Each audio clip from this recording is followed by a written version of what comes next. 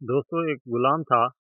एक दिन वो काम पर नहीं गया तो उसके मालिक ने सोचा कि मुझे इसकी तनख्वाह में कुछ इजाफा कर देना चाहिए ताकि वो और दिलचस्पी से काम करे और आइंदा गायब न हो। अगले दिन मालिक ने उसकी तनख्वाह से ज़्यादा पैसा उसे दिए जो उसने खामोशी से रख लिए। लेकिन कुछ दिनों बाद वो दोबारा गैर हाजिर हुआ तो उसके मालिक ने गुस्से में आकर उसकी तनख्वाह में से किया गया इजाफा ख़त्म कर दिया और उसको पहले वाली तनख्वाह दी। गुलाम ने जब फिर भी खामोशी इख्तियार कर ली तो मालिक ने कहा, जब मैंने इजाफा किया तो तुम खामोश रहे और जब मैंने कमी की तुम फिर भी खामोश रहे, क्यों?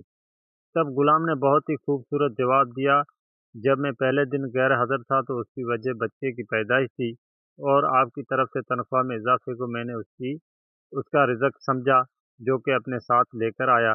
और जब दूसरी मर्तबा गैर हाजिर था तो उसकी वजह मेरी माँ की वफ़ात थी और आपकी तरफ से तनख्वाह में कमी को मैंने उसका रिज़्क समझा जो वो अपने साथ वापस ले गई।